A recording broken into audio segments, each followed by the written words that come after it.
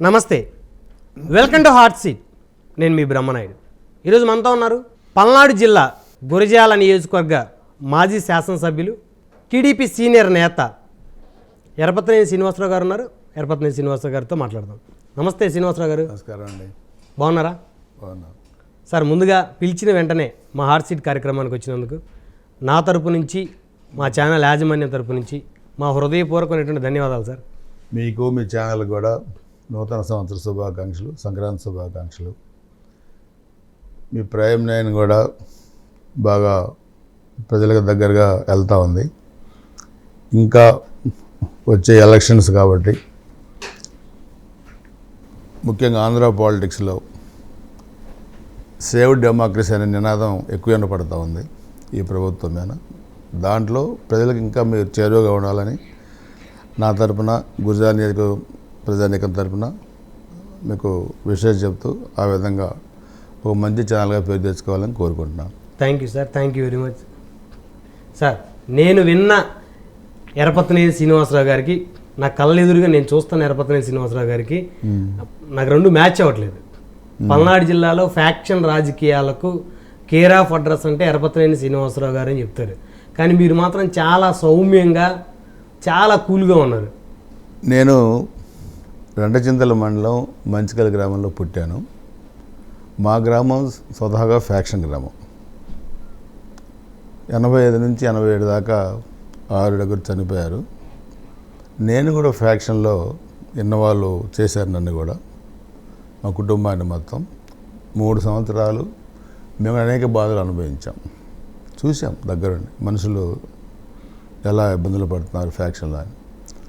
So 94లో నాకు రాజకీయాల్లో అవకాశం వచ్చిన తర్వాత, ఎమ్మెల్యే అయిన తర్వాత, పల్నాడు ఫ్యాక్షను, చంపుకోవటం, ఈ హత్య రాజకీయాలు ఏంటి, ఇది కాదు కదా అభివృద్ధి అంటే. ఎందుకు చంపుకుంటారు? మనిషి తల్లిదండ్రులు, దేవుడు ఇచ్చిన జన్మ చంపుకునే దాకా ఎందుకు పోతుంది? రీజన్ ఏంటి ఈ వైషమ్యాలని నేను ఆలోచించాను. సో 17 గ్రామాలు ఉన్నాయి నేను ఎమ్మెల్యే అయ్యేటప్పటికి. ఆ 17 గ్రామాలు నేను, మా నాన్నగారు లక్ష్మయ్య గారు అన్నీ రాజీ పెట్టాం. రాజీ పెట్టి పల్నాడుని అభివృద్ధి పదంలో తీసుకొచ్చాం. మీరు చూస్తే 94 నుంచి 2004 తెలుగుదేశం ప్రభుత్వం అధికారంలో ఉన్నప్పుడు నేను ఎమ్మెల్యేగా ఉన్నప్పుడు కానీ, తర్వాత మొన్న కూడా మీరు చూస్తే 14 నుంచి 19 నేను అధికార పార్టీ ఎమ్మెల్యేగా ఉన్నప్పుడు కానీ ఎక్కడ కూడా హత్య రాజకీయాలు జరగల. ఒక్క వైసీపీ కార్యకర్త కూడా చనిపోలే నా హయాంలో. కానీ ఇప్పుడు మీరు చూస్తే ఈ 19 తర్వాత ఇప్పుడు దాకా 11 మంది తెలుగుదేశం పార్టీ కార్యకర్తలు చంపారు గురజాలలో. సరే, మీరు గతంలో కూడా, మీ గత ఇంటర్వ్యూలో కూడా పదే ఆరోపణలు చేశారు. కాసు మహేష్ రెడ్డి ఎమ్మెల్యే అయిన తర్వాత గురజాల నియోజకవర్గంలో 11 మంది తెలుగుదేశం పార్టీ కార్యకర్తలు హత్యగావింపబడ్డారని. వాళ్ళ పేర్లు చెప్తారా? అన్నీ ఉన్నాయి. ఇప్పుడు 11 మందిలో మా పెదగార్లపాడు దాచిపల్లి మండలం మాజీ సర్పంచ్, 20 సంవత్సరాలు సర్పంచ్గా పనిచేసిన పురంశెట్టి అంకుల్ కాపు నాయకుడు. ఆయన ఆ గ్రామంలో సిమెంట్ ఫ్యాక్టరీలకు స్థలాలు, భూములు కొనిపెట్టారు, అభివృద్ధి చేశారు గ్రామాన్ని. అటువంటి నాయకుడు రాజకీయంగా అడ్డొస్తున్నారని చెప్పి మాట్లాడటానికి పిలిచి గొంతుకు వచ్చి చంపారు దాచిపల్లిలో 3 సంవత్సరాల క్రితం. అలానే దోమతోటి విక్రమ్, దళిత కుర్రోడు, అంబాపురం గురజాల మండలం, తెలుగుదేశం పార్టీ బాగా పనిచేస్తున్నారని చెప్పి హైదరాబాద్లో వచ్చి బతుకుతామంటే 19 ఎన్నికల తర్వాత ఒక గురజాల దుర్గాప్రసాద్ వారు పిలిపించి రోజు కొట్టి ఇంటికి పోతుంటే నరికి చంపారు. ఇతను చంపడం తప్పటి వీళ్ళ బంధువులు 4 కాళ్ళు చేతులు నరికారు. అదేవిధంగా దాచిపల్లి మండలం తంగడ సుబ్బులేని ఒక వడ్ర మహిళని ఇంటి తగాద కాడ తల నరికి చంపేశారు.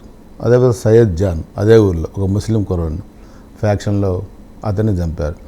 నేలకంట బాబుని ఒక వడ్రాస్ కుర్రాడిని క్వారీలో పనిచేస్తే డబ్బులు అడిగినందుకు చర్చలకు పిలిచి వీళ్ళు వైసీపీ రౌడీలు కత్తులతోని పొడిచి పేగులు బయటికి లాగి 5 పేగులు బయటికి లాగి కత్తులతో పొడిచారు. దాంట్లో నేలకంట బాబు 20 సంవత్సరాల అతను చనిపోయాడు. 4 హాస్పిటల్కి వెళ్ళి ఇప్పుడు కూడా పని చేసుకోలేక వాళ్ళు పాపం ఇళ్ళకాడే ఉన్నారు. దాన్ని మేము కూడా కొంత ఆర్థిక సాయం చేశాం. అదే పిచ్చయ్య యాదవ్ పిడురాల మండలం, అతన్ని గవర్నమెంట్ రాగానే చంపారు. యోహాన్ కోనంకి, అతను తెలుగుదేశం దళితుడు, అతను తెలుగుదేశం పార్టీకి పనిచేస్తాడని చెప్పి ఎన్నికల తర్వాత పిట్రాల పోలీస్ స్టేషన్ పిలిపించి వైసీపీ వాళ్ళందరినీ పోలీస్ స్టేషన్లో నిలబెట్టి ఈ దళితుల చేత కాళ్ళు పట్టించి క్షమాపణ చెప్పించి తర్వాత రాజుబాల దగ్గరికి తీసుకెళ్ళి పురుగు మందులు పోసి చంపి అతని ఇంటి ముందు ఉరేసుకున్నాడని చెప్పి అక్కడ చెప్పారు. అల్లీషా ఒక ముస్లిం యువకుడు దాచపల్లిలో, అతను తెలంగాణ మద్యం తీసుకొచ్చి అమ్ముతున్నాడని చెప్పి అక్కడ కొండారెడ్డిని ఒక ఎక్సైసీని ఉపయోగించి అతని ద్వారా స్టేషన్ పిలిపించి నోట్లో పురుగు మందులు పోసి అదొక హత్య చేశారు. ఈ విధంగా 11 మంది కార్యకర్తల్ని నాయకుల్ని చంపారు. అంటే వీళ్ళ వెనక ఎవరున్నారంటారు? వీళ్ళ వెనక కాసు మహేష్ రెడ్డి ఉన్నాడు, వైసీపీ నాయకులు ఉన్నారు, వీళ్ళందరూ ప్రభుత్వం ఉంది, అధికార పార్టీ. సార్ కానీ కాసు మహేష్ రెడ్డి గారు చూడటానికి చాలా సౌమ్యంగా కనిపిస్తారు. ఆయన ఉన్నత విద్యావంతుడిగా ఉన్నాడు. వాళ్ళ నాన్నగారు మంత్రిగా చేశారు, వాళ్ళ తాతగారు ముఖ్యమంత్రిగా చేశారు. ఈ విధమైనటువంటి చర్యలను ఆయన నిజంగా ప్రోత్సహిస్తారు. వాళ్ళ నాన్నకి లేవు. కాసు కృష్ణారెడ్డి గారికి ఫ్యాక్షన్ ప్రోత్సహించే గుణం లేదు. బట్ ఇతనికి చాలా బయటికి కనపడేంత సౌమ్యుడి కాదు అతను. చాలా లోతుగా ఆలోచిస్తాడు, క్రిమినల్గా ఆలోచిస్తాడు. మీరు ఆ వీడియోలు కూడా మీకు కొన్ని పంపిస్తాను. ఎందుకు వీళ్ళని చంపారంటే మా వాళ్ళు వస్తే చంపకుండా ఉంటామని కూడా మాట్లాడిన వీడియోలు ఉన్నాయి. అతను అంటే చంపటాన్ని అతను ఎంకరేజ్ చేశాడు. సో ఫ్యాక్షన్ రైజ్ చేసి గ్రామాల్లో తగాదాలు పెట్టి పబ్బం గడుపుకోవాలనే వ్యక్తి కాసు మహేష్ రెడ్డి. సో ఈరోజు నేను అదే చెప్తున్నా, 11 మంది ఎలా చనిపోయారు, 8 మంది అక్రమ మైనింగ్ గుంతల్లో పడి, వీళ్ళు చేసిన అక్రమ మైనింగ్ గుంతల్లో చిన్నపిల్ల 8 సంవత్సరాల నుంచి 10 సంవత్సరాలు ఎంతో ఉజ్వలమైన భవిష్యత్తు ఉన్న పిల్లలు వీళ్ళ కిరాతకానికి 8 మంది బలైపోయారు. నేను ఒక అపోజిషన్ లీడర్గా, ఎక్స్ఎమ్మెల్యేగా నేను చాలాసార్లు డిమాండ్ చేశాను, నువ్వు ఎమ్మెల్యేగా మైనింగ్ డిపార్ట్మెంటు, పోలీస్ డిపార్ట్మెంటు, రెవెన్యూతో ఒక మీటింగ్ పెట్టి, కంబైన్డ్ మీటింగ్ పెట్టి ఆ గుంతల్ని బూడ్చి దానికి ఫెన్సింగ్ వేసి ఇలా చనిపోకుండా ఎందుకు నువ్వు కాపాడలేవు, చర్యలు తీసుకోలేవంటే నో రెస్పాండ్. జిల్లా అధికారులు కానీ, కలెక్టర్ కానీ, ఎస్పీ కానీ, ఆర్డీఓలు కానీ, లేకపోతే డిఎస్పీలు కానీ ఎక్కడ కూడా రెస్పాండ్ కాదు. ఎంతమంది చనిపోతాయి, ఫ్యాక్షన్లో చనిపోతే కొంతమందికి కేసులు కూడా. ఇంకొక అతను ఉన్నాడు రాజానాయక్, ఇందాక పేరు చెప్పలే నేను, బొడ్రపాలు దాచిపల్లి మండలం, అతన్ని రాత్రులు తీసుకెళ్ళి అతన్ని చంపారు. అందరూ గురజాల నియోజకవర్గానికి చెందిన టీడీపీ, అందరూ గురజాల నియోజకవర్గమే. ఇక్కడ 11 మంది, మాచల్లో 7. మాచల్లో చంద్రయ్య అని బీసీ నాయకుడు, మన చంద్రబాబు నాయుడు గారు పాడమోసారు. ఎంపీపీ అక్కడ నడి బజార్లో పండబెట్టి గొంతు కోసారు చంద్రయ్య. మీకు ఆ ఫోటోలు కూడా వచ్చినాయి. ఏమంటారు చంపేటప్పుడు, నువ్వు జై జగన్ అంటే వదిలిపెడతా ఉంటారు. ఇతను ఏమంటాడు, నేను అన్నాం మీరు ఎలా నన్ను చంపుతారు అని జై చంద్రబాబు నాయుడు అని చనిపోయాడు. ఎంతమంది కాళ్ళు చేతులు నరికేశారు, ఎంతమంది మహిళలపై అత్యాచారాలు చేశారు, ఎంత దురాగతాలు చేశారంటే భూములు ఆక్రమించుకోవడం, తెలంగాణ మధ్య అమ్మటం, చీఫ్ లెక్కర్ తయారు చేయడం, దొంగ నోట్లు తయారు చేయడం, పేకాట క్లబ్బులు పెట్టడం, బియ్యం అమ్ముకోవడం, గుట్కాలు అమ్ముకోవడం, ఇది చేశారు ఇది చేయలేదు అనేది కాకుండా ఈరోజు రాష్ట్రం మొత్తం అదే చేశారు. ఇక్కడ గురజాల మాచల్లో ఇంకా ఎక్కువ చేశారు. సో ఈరోజు చేసిన తర్వాత ప్రజలు కూడా మేము ఒకటే చెప్పాం, నేను గ్రామానికి వెళ్ళి చనిపోయినా ఇంకొక సైదా అని తొమ్మల్చారు, ఆ వీడియో కూడా లైవ్లో దొరికారు, కొడతా అతను అల్లా నరుస్తున్నా కొట్టారు, ఆ వీడియో కూడా మీకు నేను ఇస్తాను. సో ఇలాంటివన్నీ మేము గ్రామాన చెప్పాం. అదే కాకుండా ఈరోజు మీరు చూస్తే ఎంత భయంకరమైన పాపం వీళ్ళు చేస్తారంటే ఈ ప్రభుత్వం, జగన్మోహన్ రెడ్డి, లిక్కర్. గతంలో కాంగ్రెస్ గవర్నమెంట్ ఉన్నా, తెలుగుదేశం గవర్నమెంట్ ఉన్నా క్వాలిటీ లిక్కరు టెండర్స్ ద్వారా అమ్మి చేసేవాళ్ళు.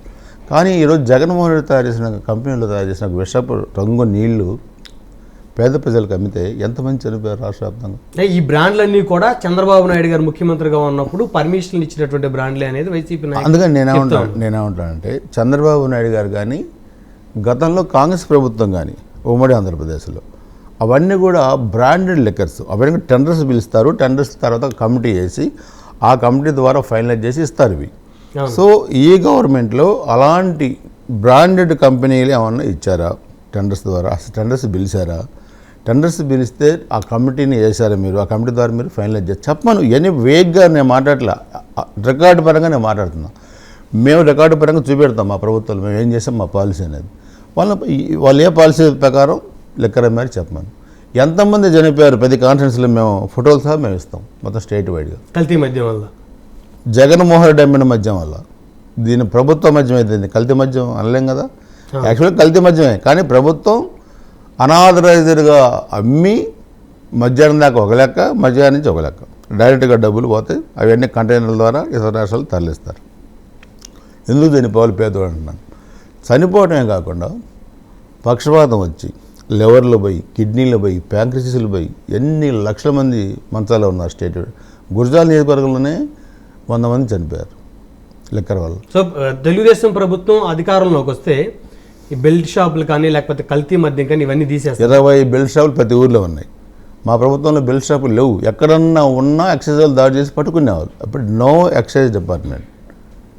ఈవెన్ ఉన్నతాధికారులు కూడా దీని జోలికి రారు.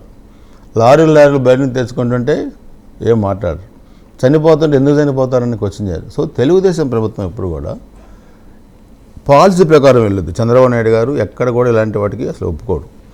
రేపు మేము వచ్చిన తర్వాత కూడా వీటన్నిటి మేము ఎంక్వైరీ చేస్తాం.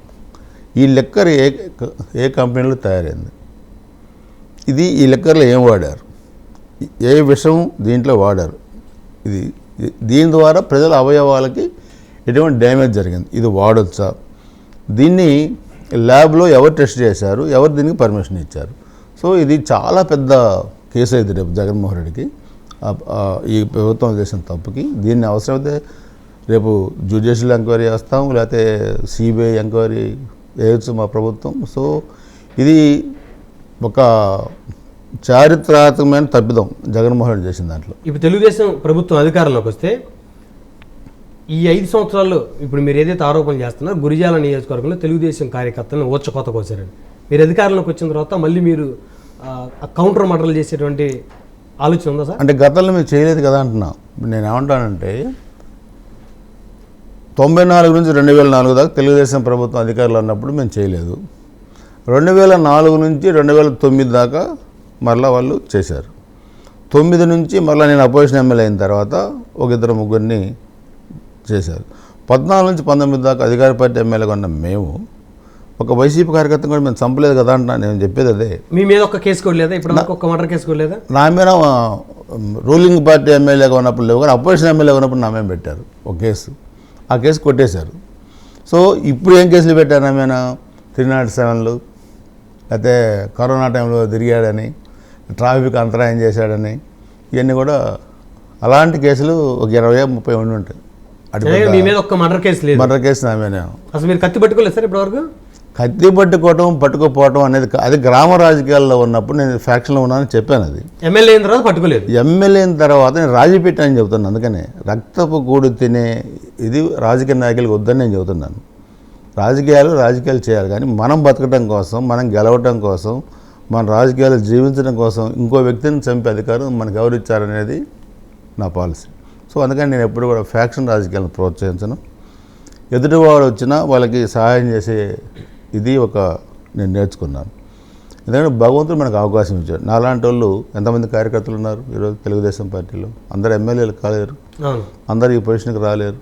వచ్చినప్పుడు భగవంతుడు ఇచ్చిన మన అవకాశాన్ని అభివృద్ధి కోసం ఉపయోగించాలి, సేవ కోసం ఉపయోగించాలి. తప్పితే హత్యా రాజకీయాలకు ఉపయోగిస్తే జగన్మోహన్ రెడ్డి పతనం, అంతులేని అధికారాన్ని అనుభవించి 151 సీట్లు వచ్చినాయని చెప్పి అందరినీ జైలుకి పంపించి, చివరికి మా అధినేతను కూడా జైలుకి పంపించి 53 రోజులు పెట్టి ఆ కుటుంబాన్ని, మా అధినేత కుటుంబాన్ని అనరాని మాటలు అనిపించి నాయకుల చేత ఈరోజు పతనం కొని తెచ్చుకున్నారు ఈరోజు. కానీ ఎరపతినేని గారు, చంద్రబాబు నాయుడు గారు ఒక విజనరీ లీడర్. ఆయన ముఖ్యమంత్రిగా ఉన్న సమయంలో మంత్రి పదవులు ఎవరికి ఇవ్వాలనే దాని మీద ఆచితూచిస్తారు. ఒకానొక టైంలో పరిటాల రవి గారికి కూడా ఆయన మంత్రి పదవి ఇవ్వలేదు. ఎవరైతే ఫ్యాక్షన్ నేపథ్యం ఉందో, ఫ్యాక్షన్ చేస్తారనేటువంటి ఆలోచన చంద్రబాబు నాయుడు గారికి ఉంటుందో, సో అలాంటి వాళ్ళని పక్కన పెట్టారు. 1994 నుంచి ఉన్నటువంటి సీనియర్ నాయకులు మీరు. ఉమ్మడి గుంటూరు జిల్లాలో ఎంతోమందికి టికెట్లు ఇప్పించినటువంటి చరిత్ర కూడా మీకు ఉంది. కానీ 2014 నుంచి 2019 వరకు మీకు మంత్రి పదవి ఇవ్వకపోవడానికి కారణం మీరు ఫ్యాక్షన్ రాజకీయాలు ఎంటర్టైన్ చేస్తారనే ఆలోచనతోనే కదా? కాదు 95లోనే వైస్రేహళ్ల ఉదంతాలో నన్ను మంత్రి తీసుకోమన్నారు. నేను వద్దన్నాను. చంద్రబాబు నాయుడు గారు నాకు చాలాసార్లు అవకాశాలు ఇచ్చారు. బట్ నేనే దాన్ని సరిగా ఉపయోగించుకోలేకపోయాను. బట్ నేను పదవి కావాలని ఎప్పుడైనా అడగల. ఆయన నేను ఒక నాయకుడిగా, దేవుడిగా, మా కుటుంబ పెద్దగా, అంటే మా పార్టీ పెద్దగా మేము అభిమానిస్తాను, లాయల్టీగా ఉంటాను. ఈ పదవి నాకు కావాలి అని నేను ఎప్పుడైనా అడగలేదు. ఆయన ఇవ్వాలనుకున్నప్పుడు నేనే ఉపయోగించుకోలేకపోయాను. 2017లో చాలామంది మంత్రి పదవి ఇవ్వలేదని ఆ రోజు పెద్ద పెద్ద స్టేట్మెంట్లు ఇచ్చి అలిగారు. అవును, కొంతమంది టవర్లు ఎక్కారు, కొంతమంది రాజీనామాలు అన్నారు, పెద్ద పెద్ద మాటలు నేనే ప్రెస్ మీట్ పెట్టి ముఖ్యమంత్రిగా ఎవరికి మంత్రి పదవులు అనేది ఆయన అధికారాలు ఆయనకు ఉన్నాయి. ఆయన రాజకీయ కోణంలో ఆలోచిస్తారు, రాష్ట్ర అభివృద్ధిలో ఎవరెవరు ఉపయోగపడతారని ఆలోచిస్తారు. సో ఆయన అధికారాలను మనం ప్రశ్నించలేం కదా, మీరు ఈ విధంగా చేయడం మంచిది కాదు అని నేనే ఫస్ట్ టైం మీరు అన్నారు. ఇప్పుడు మీరు మంత్రి పదవి ఆశించిన వ్యక్తులు మీరు ఈ విధంగా ఎట్లా మాట్లాడారో మీరు అడగవచ్చు, కానీ నేను ఆశించవచ్చాం కానీ నేను అడగలేదు. సో నేనే ప్రెస్ మీట్ పెట్టి మీకు ఆ నైతిక హక్కు లేదు నాయకుడిని ప్రశ్నించేదని ఆయన ఇస్తే తీసుకో లేకపోతే లేదు అంతే. ఇప్పుడు రేపు ప్రభుత్వం అధికారంలోకి వచ్చిన తర్వాత సో మీకు మంత్రి పదవి ఇచ్చే అవకాశం ఉంటుందంటారా? నేనేమంటానంటే ముఖ్యమంత్రిగా ఆయన ఎవరికి మంత్రి పదవి ఇస్తారనుకుంటే ఆయన ఇస్తారు. సో నాకు ఇస్తారా నాకు ఇవ్వరా దీంట్లో డిమాండ్స్ ఏం లేవు. దీంట్లో ఆయన ఎవరికి ఇవ్వాలనుకుంటే ఆయనకి ఇస్తారు. మీకు లేదా సార్ సీనియర్ రాజకీయ నాయకులు ఎలక్షన్స్ చేశారు? నేను లేదని నేను అంటలా. ఏ రాజకీయ నాయకుడికైనా ఎమ్మెల్యే అయిన తర్వాత మంత్రి కావాలనే బలమైన కోరిక అందరికీ ఉంటుంది. దాంట్లో నేనేం అతీతుని కాదు. కానీ అలా అని నేను డిమాండ్ చేయటం లేకపోతే ఒత్తిడి తీసుకురావటం లేకపోతే ఇవన్నీ నేను చేయలేను. నా మనస్తత్వానికి విరుద్ధం అది. సో నేను ఇన్ని సంవత్సరాలు చేసిన పార్టీకి సేవ కానీ లేకపోతే అధినాయక నాయకుడికి లాయల్టీగా ఉంటాం కానీ అవన్నీ కూడా పార్టీ తప్పకుండా ఆలోచించుద్ది. దాంట్లో వాళ్ళు ఏ నిర్ణయం తీసుకున్నా దాన్ని కట్టుబడి ఉంటాను. సరే, ఇప్పుడు ఈ 2024 ఎన్నికల్లో టీడీపీ జనసేన కూటమితో ముందుకు వెళ్తాము. అయితే ఉమ్మడి గుంటూరు జిల్లాలో సుమారు ఎరపతినేని గారు ఆయన అనుచర వర్గానికి ఎంతమందికి సీట్లు ఇప్పిస్తున్నారు? నేను అలా ఏం లేదు. ఎక్కడ నేను సీట్లు ఇప్పించడం లేకపోతే నేను రికమెండ్ చేయటం అనేది ఉండదు. పార్టీ ఎక్కడైతే ఏ అభ్యర్థిని అయితే పెట్టాలనుకుంటారో దాంట్లో సమాచారం నన్ను అడిగిన కాడ నేను సమాచారం ఇస్తాను దీంట్లో. ఎందుకంటే పార్టీ 30 ఏళ్ల నుంచి ఇప్పుడు నేను రాజకీయాల్లో ఉన్నాను. చంద్రబాబు నాయుడు గారికి అపారమైన అనుభవం ఉంది. ఈరోజు పార్టీ అభ్యర్థులుగా ఎవరు నిర్ణయిస్తే ఎక్కడ గెలుస్తారనేది పార్టీకి ఒక సర్వే ఉంది. సో ఇప్పుడు మనకి జనసేన పార్టీతో కూడా పొత్తుంది కాబట్టి ఆ సీట్ల సర్దుబాటు అనేది ఇరు పార్టీల అధినేతలు వాళ్ళు ఎన్ని సీట్లు ఎక్కడెక్కడ వాళ్ళనేది వాళ్ళు మాట్లాడుకుంటారు. అందుకనే మమ్మల్ని ఏదన్నా పార్టీ కనుక సలహాలు అడిగితే లేదా ఒకరిద్దరు అభ్యర్థులుగా ఎవరైనా పెట్టాలి వాళ్ళ గురించి ఏమన్నా మీరు ఇన్ఫర్మేషన్ ఇవ్వగలుగుతారంటే మేము తప్పకుండా సమాచారం ఇస్తాం. ఇక్కడ మా వ్యక్తిగతం అనేది ఏమి ఉండదు ఇక్కడ. కానీ ఎమ్మెల్యే సీట్ల కోసం చంద్రబాబు నాయుడు గారికి రికమెండ్ చేయమని ఎరపతినేని గారు గడప తొక్కుతున్నారు చాలామంది. గుంటూరు జిల్లా, ఉమ్మడి కృష్ణా జిల్లాలకు సంబంధించినటువంటి టీడీపీ సీట్లలో పోటీ చేయాలని ఆశావాహులు. ఓకే, అడగొచ్చు. సీనియర్ నాయకుడిగా నన్నే కాదు చాలామందిని అడుగుతారు. అడిగే దాంట్లో నేను తప్పు పట్టట్లా. మాకున్న సమాచారాన్ని పార్టీ అడిగినప్పుడు మేము కూడా ఇస్తాం. సో పార్టీ సర్వేలు చేయించుకుంటుంది. గెలిచే అభ్యర్థులు ఎవరైతే ఉన్నారో వాళ్ళకి తప్పకుండా. ఇప్పుడు నేనేమంటాను, ఎంత సీనియర్గా నేనున్నాను. ఎరపతినేని శ్రీనివాసరావు కూడా మళ్ళీ రేపు 7వ పోటీ చేస్తున్నా. ఎరపతినేని శ్రీనివాసరావు కూడా గెలుస్తాడు అనుకుంటేనే సీట్ ఇస్తారు. సో చంద్రబాబు నాయుడు గారు, లోకేష్ గారు కూడా ఈరోజు పార్టీ, ఎందుకంటే జగన్మోహన్ రెడ్డి అనే ఒక సైకో పార్టీని లేకుండా చేయాలని చూసే పరిస్థితుల్లో ఆయన అవమానాలు దిగమింగి పార్టీని కాపాడాడు, ఇప్పుడు కానీ లేకపోతే గతంలో కానీ. సో ఈరోజు మా ఉద్దేశం, అందరి ఉద్దేశం ఏంటంటే ఇక్కడ ఎవరికి సీట్లు వస్తున్నాయి, ఎవరికి మంత్రి పదవులు వస్తున్నాయి, ఎవరికి ఏ పదవి వస్తారనేది కాదు. ఖచ్చితంగా ఈ సైకోని ఇంటికి పంపించాలా. రేపు తెలుగుదేశం జనసేన ఉమ్మడి ప్రభుత్వాన్ని ఏర్పాటు చేయాలా. అధోగతి పాలైన ఆంధ్రప్రదేశ్ని అభివృద్ధి దిశగా తీసుకురావాలా. రాజధాని కట్టాలి, పరిశ్రమలు రావాలి, పిల్లలకు ఉద్యోగాలు రావాలి. గంజాయి వ్యాపారం చేస్తారు వైసీపీ నాయకులు. ఉద్యోగాలు ఇవ్వకుండా వేల కోట్లలో గంజాయి వ్యాపారం. ఏ యూనివర్సిటీలో గంజాయి లేదు చెప్పండి? ఇతర రాష్ట్రాలు ఎక్కడ గంజాయి పట్టుబడినా విశాఖపట్నం ఏజెన్సీ నుంచి, ఆంధ్రప్రదేశ్ నుంచి గంజాయి వస్తుందని చెప్పుకునే పరిస్థితికి ఈరోజు రాజధాని రాష్ట్రంగా తయారు చేసిన ఈ సైకోని, ఈ రాక్షసుని, ఈ ఆర్థిక నేరగాడిని ఇంటికి పంపించకపోతే ఆంధ్రప్రదేశ్ భవిష్యత్తు ఏంటని అడుగుతున్నారు. సరే, ఇన్ని మాటలు అంటున్నారు ఆంధ్రప్రదేశ్ ముఖ్యమంత్రి గారిని. ఇప్పుడు ఈ ఇంటర్వ్యూ బయటికి వెళ్తే మీకు వైఎస్ఆర్ కాంగ్రెస్ పార్టీ నాయకుల నుంచి, కార్యకర్తల నుంచి మీకేం ఇబ్బంది ఉండదా? నాకే ఇబ్బంది. నన్ను ఇబ్బంది పెట్టేవాడు పుట్టాడా వైసీపీ పార్టీలో కానీ ఎక్కడైనా? ఎందుకు ఇబ్బంది పెడతారు? వాళ్ళలాగా నేను నోరు బారేసుకోను కదా, వాళ్ళలాగా నేను ఇష్టారాజ్యంగా బరితెగించిన వ్యవహారాలు చేయను కదా. నా స్టేట్ ఇంట్రెస్ట్లో, నా పార్టీ ఇంట్రెస్ట్లో నేను మాట్లాడతాను. ఎంత దాకైనా మాట్లాడతాను. జగన్మోహన్ రెడ్డి గురించి కూడా నేను చాలా మాట్లాడాను. నన్ను తిట్టించాలనుకున్న జగన్మోహన్ రెడ్డి కూడా నన్ను తిట్టించలేకపోయాడు. అందుకని ఎరపతినేని శ్రీనివాసరావు అనేవాడు ఎవరికి భయపడ్డు. నేను చాలాసార్లు చెప్పాను, నువ్వు పులివెందుల్లో పుడితే నేను పల్నాడులో పుట్టాను, నా పల్నాడుకు ఒక చరిత్ర ఉంది, గుర్తుపెట్టుకొని చెప్పాను. మిర్చి సినిమాలో కూడా మీ రెంటచింతల మండలానికి సంబంధించి ఒక పెద్ద ఎపిసోడ్ తీశారు. అదే నేను చెప్తున్నా, అలాంటి వేడి వాతావరణంలో రెంటచింతలు మీకు హైయెస్ట్ టెంపరేచర్ కదా, రికార్డు రామగుండం రెంటచింతలు ఇవన్నీ మాకు హైయెస్ట్ టెంపరేచర్. అలాంటి రాతి నేలలో అక్కడ ఒక వ్యవసాయ కుటుంబంలో పుట్టిన నేను ఎన్టీ రామారావు గారి ఆశీర్వాదం వల్ల 94 ఎమ్మెల్యే అయ్యాను. తర్వాత 5 సార్లు చంద్రబాబు నాయుడు గారు నాకు సీట్ ఇచ్చారు. నేను ఒక వ్యవసాయ కుటుంబంలో పుట్టిన నేను సామాన్య కార్యకర్తగా ఉండాల్సింది. నేను రాష్ట్ర నాయకుడికి ఎదిగి ఇప్పుడు 7 సార్లు నేను పోటీ చేస్తున్నామంటే because of Telugu Desam party, NT Rama Rao గారు, చంద్రబాబు నాయుడు గారు. ఈరోజు మాకు అప్కమింగ్ లీడర్ మరలా మాకు ఒక యువగళం పాదయాత్ర ద్వారా తన సత్తా చాటుకొని మరలా 40 సంవత్సరాలు చంద్రబాబు నాయుడు గారిలాగా పార్టీని ముందుకు నడిపించడానికి మా లోకేష్ గారు, వీళ్ళందరూ కూడా పార్టీని ముందుకు తీసుకెళ్ళే దాంట్లో ఏ విధంగానైతే వాళ్ళు కృషి చేస్తూ ఉన్నారు, దాంట్లో కూడా మేము కూడా ఈ పార్టీని గెలిపించిన దాంట్లో కీలక పాత్ర మేము కూడా పోషిస్తాం. బైఫర్కేషన్ జరిగింది కదా, అందుకని పార్టీ జెండా భుజాన్ని వేసుకొని మోసిన కార్యకర్తగా నేను ఈ స్థాయికి ఎదగడానికి కారణమైన పార్టీని ఖచ్చితంగా రేపు గెలిపించే దాంట్లో 100% మేము పనిచేస్తాం. ఎలాంటి జగన్మోహన్ రెడ్డిలు 100 మంది వచ్చినా భయపడటం కాదు కదా, మమ్మల్ని ఏమి పీకే పరిస్థితి కూడా ఏముండదు. రేపొద్దున బూతుల దగ్గర వైఎస్ఆర్ పార్టీ కార్యకర్తలు బలంగా నిలబడటానికి సిద్ధపడిపోయారు. మీరు సిద్ధంగా ఉన్నారా? మేము ఎప్పుడు సిద్ధంగా ఉన్నాం. ఇలా కొత్తగా ఏంటి, మేము ఇప్పుడు వైసీపీ వాళ్ళు ఏమన్నా మాకు తెలియని వల్ల, వీళ్ళంతా ఒకప్పుడు కాంగ్రెస్ నుంచి వచ్చిన వాళ్ళు కదా, కాకపోతే వీళ్ళు సైకిల్లా తయారయ్యారు. మేము ఒక ప్రజాస్వామ్యబద్ధంగా ఎన్నికలు చేశాం, వీళ్ళు సైకిల్లాగా తయారైపోయారు. ఈ సైకోయిజాన్ని కూడా మేము తగిన రీతిలో తప్పకుండా రేపు బుద్ధి చెప్తాం. వాళ్ళు పద్ధతిగా ఎన్నికలు చేస్తే ఓకే, పద్ధతి తప్పితే వాళ్ళకి ఏ రీతిలో సమాధానం చెప్పాలో మా దగ్గర అన్నీ సిద్ధం చేసుకున్నాం.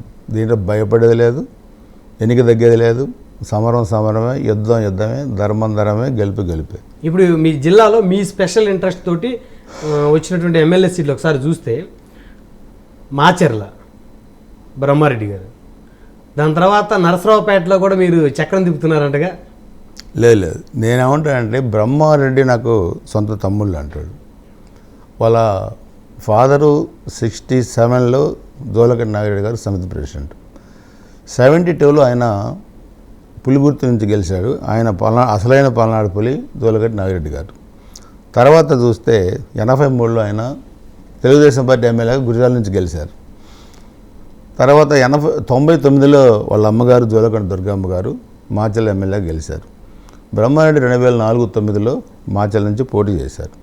సో ఈరోజు అక్కడున్న మాచల్ ఎమ్మెల్యే వాళ్ళ అన్నదమ్ములు అక్కడ ఫ్యాక్షన్ రాజకీయాలు, అరాజకమైన రాజకీయాలు చేసే దాంట్లో కార్యకర్తలకు అండగా ఉండటానికి అక్కడ జోలకంటి బ్రహ్మారెడ్డి గారు సమర్థమైన నాయకుడు. సో అక్కడ నేను తీసుకొచ్చి పెట్టాం కాదు, ఎందుకంటే ఆ కుటుంబం, నేనంటే 94లో రాజకీయాల్లోకి వచ్చాను, ఆ కుటుంబం 67 నుంచి ఉంది ఆ కుటుంబం. సో అందుకని నేను తీసుకొచ్చి పెట్టడం కాదు, ఇక్కడ పార్టీ ఆయన సమర్థతను గుర్తించి ఆయన ఇన్ఛార్జికి పెట్టి రేపు అక్కడ టికెట్ ఇస్తూ ఉన్నారు. సో మా పార్లమెంటు పరిధిలో మేమందరం కూడా ఒకరికొకరం, మేము 7 ఎక్స్ఎమ్మెల్యేస్ కానీ ఇప్పుడు ఇన్ఛార్జెస్ కానీ ఎవరి అవసరం ఎక్కడ ఉందో ఆ అవసరాన్ని మేము గుర్తించి 7 మేము గెలవడానికి ఒకరికొకరు సహకారం ఇచ్చుకొని పార్టీకి తగిన సమాచారం ఇచ్చి అందరం కూడా మంచి అభ్యర్థులను పెట్టుకొని గెలవాలనే దాంట్లోనే అందరం కలిసి పనిచేస్తాం. కానీ ఏదో నేను ఇన్వాల్వ్ కావటం, నేను రికమెండ్ చేయడం అనేది దీంట్లో ఏం లేదు. నరసరావుపేట అసెంబ్లీ నియోజకవర్గానికి ఒక రెడ్డి సామాజిక వర్గానికి చెందినటువంటి నేతని ఎరపతినేని శ్రీనివాసరావు గారు బాగా ఎంకరేజ్ చేస్తున్నారు. నేనేమంటానంటే ఏ సామాజిక వర్గం ఏ నేతని ఎంకరేజ్ చేయడానికి నేను మీకున్న సమాచారం కరెక్ట్ కాదని నా ఉద్దేశం. నేను మీ కింద కూడా చెప్పాను, పార్టీ అడిగిన సమాచారం ఇవ్వటమే నా ఉద్దేశం. నేను ఒక్కడిని కాదు, జిల్లా పార్టీ అధ్యక్షులు ఉన్నారు, మాజీ మంత్రులు ఉన్నారు, మాజీ ఎమ్మెల్యేలు ఉన్నారు ఆ పార్లమెంట్ పరిధిలో. అందరం కూడా ఎక్కడన్నా పార్టీ వీక్గా ఉన్నప్పుడు కానీ పార్టీని ఆ నియోజకవర్గంలో గెలిపించాలనుకున్నప్పుడు కానీ ఒక సమర్థవంతమైన అభ్యర్థికి ఇచ్చి అక్కడ గెలిపించుకోవాలనేదే మా ఉమ్మడి వ్యూహం. దీంట్లో ఇండివిజువల్గా ఎర్రపనేని శ్రీనివాసరావు అనేది పలానా వ్యక్తికి రికమెండ్ చేస్తున్నాడు, పలానా వ్యక్తిని పెట్టాలనేది మాత్రం దీంట్లో ఏమీ లేదు. సార్, పల్నాడు జిల్లాలో కమ్మ వర్సెస్ రెడ్డి ఆధిపత్యం సాగిందా, లేకపోతే ఆనాడు కాంగ్రెస్ వర్సెస్ టీడీపీ, ఈరోజు టీడీపీ వర్సెస్ వైఎస్ఆర్ కాంగ్రెస్ మాత్రమే ఆధిపత్యం సాగింది? అంటే నాకు తెలిసిన 40 సంవత్సరాల పల్నాడు రాజకీయాల్లో కొన్ని వర్గపోరు, కొన్ని కులపోరు, కొన్ని ఆధిపత్య పోరు, సో ఇవన్నీ డిఫరెంట్ ఫ్యాక్ట్స్ ఉన్నాయి దీంట్లో. అన్ని చోట్ల కుల రాజకీయాలు లేవు, అన్ని చోట్ల వర్గ రాజకీయాలు లేవు. ఇప్పుడు సపోజ్ కొన్ని గ్రామాల్లో ఒక సామాజిక వర్గంలో 2 పార్టీల్లో ఉంటారు, వాళ్ళకి ఆధిపత్య పోరు ఉంటుంది. ఇంకో గ్రామంలో ఒకే సామాజిక వర్గంలో ఆధిపత్య పోరు ఉంటుంది. ఇంకో గ్రామాల్లో ఒక సామాజిక వర్గం మధ్య ఇంకో సామాజిక వర్గం మధ్య వర్గపోరు ఉంటుంది. సో ఇది ఆ గ్రామ నేపథ్యం. అనాదిగా ఆ గ్రామంలో ఏం రాజకీయాలు అక్కడ నడిచినాయో, ఏం హత్య రాజకీయాలు నడిచినాయో దాన్ని బట్టి ఉన్నాయి పల్నాడులో. సో ఈ కులం ఈ పార్టీ, ఈ కులం ఈ పార్టీ అనేది అక్కడ లేదు. కాకపోతే కాంగ్రెస్ ఉన్న కాడి నుంచి కూడా పలాని కులం ఈ పార్టీ, పలాని కులం తెలుగుదేశం పార్టీ అనేది వచ్చింది 83 తర్వాత అది.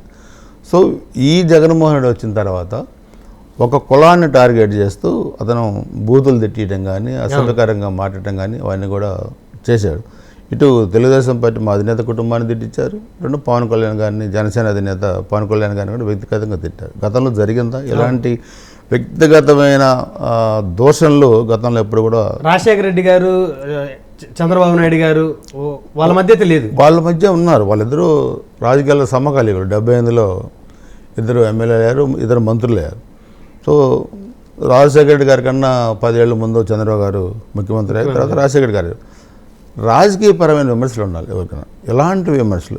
మీరు చూస్తే ఈ కమ్మ సామాజిక వర్గంలో ఉన్న కొడాలినేని కానీ, లేదా వల్లభనేని వంశీ కానీ వాళ్ళు మాట్లాడిన భాష ఏంటి?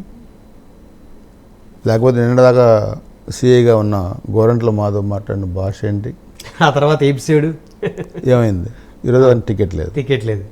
కాపు రామచంద్రారెడ్డి ఎగిరేరి అతనికి టికెట్ లేదు. మంగళగిరి ఎమ్మెల్యేకి అతనికి టికెట్ లేదు. నోరు బారేసుకున్న అమర్నాథ్ మంత్రి అతనికి టికెట్ ఏడుస్తూ ఉన్నారు. నేనేమంటానంటే అందుకే చెప్తున్నా, మనకి అవకాశం భగవంతుడు ఇచ్చినప్పుడు మన లిమిట్స్ ఏంటో మనం తెలుసుకొని వ్యవహరించగలిగితే మనకి చాలా రోజులు రాజకీయాల్లో స్థానం ఉంటుంది, సమాజంలో స్థానం ఉంటుంది. ఇప్పుడు నేను 30 ఏళ్ళ నుంచి ఉన్నాను, గెలవచ్చు ఓడిపోవచ్చు, బట్ నేను స్టిల్ టుడే స్ట్రాంగ్గా ఉన్నాను పల్నాడు పాలిటిక్స్లో.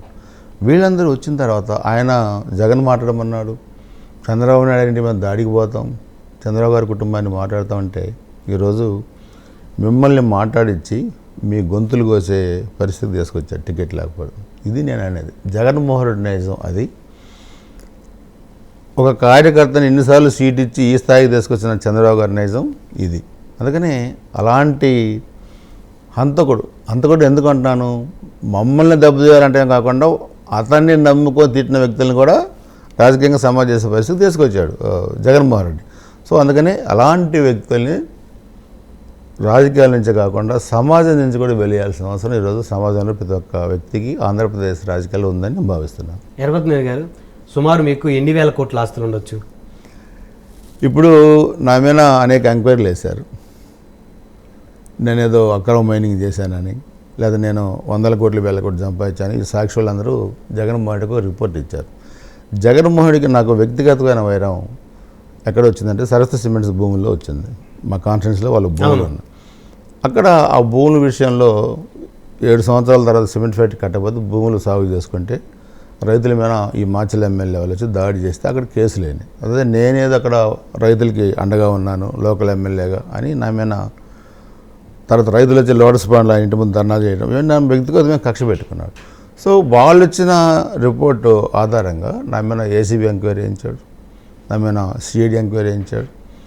గుంటూరులో 300 గజాల్లో నేను కట్టుకున్న ఇల్లు కానీ, లేదా మా పూర్వీకులు ఇచ్చిన పొలాలు మంచికల్లు గ్రామంలో కానీ, ఇవి నేను అన్ని ఐటీలో చూపించాను. అవి కూడా నా ఎన్నికల అఫిడవిట్లో కూడా నేను చూపించాను.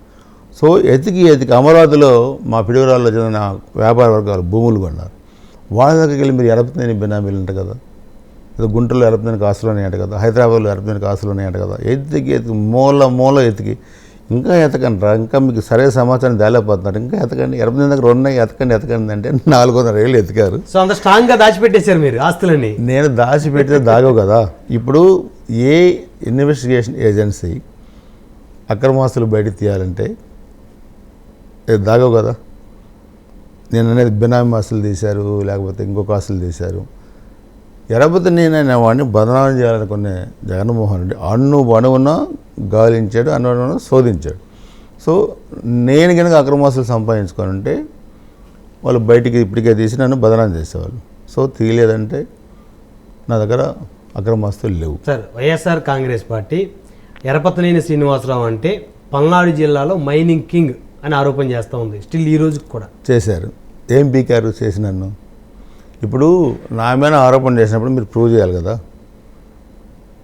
నిరూపించాలి కదా, లేకపోతే నా మీద కేసులు పెట్టాలి కదా. నేను అక్రమంగా సంపాదించిన ఆస్తుల్ని మీరు స్వాధీనం చేసుకోవాలి కదా. ఎందుకు చేయలేదు మీరు?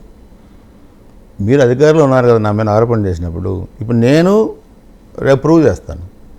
మీ 8 మంది పిల్లలు చనిపోయిన దానికి మీరు బాధ్యత వహించాలా, 11 మంది ఫ్యాక్షన్లు చనిపోయిన విచ్చలవిడిగా మైనింగ్ చేసిన దానికి మీరు బాధ్యత వహించాలి. ప్రతి దానికి లెక్కర్ కానీ, మైనింగ్ కానీ, ఇసుక కానీ, బియ్యం కానీ, గుటకలు కానీ, ప్యాకెట్ క్లబ్బులు కానీ మీరు చేసిన అవినీతి, గాలి నీరుని కూడా వదిలిపెట్టకుండా నది గర్భంలో చేసిన మైనింగ్ అంతటి మీద మేము ఎంక్వైరీ చేస్తాం.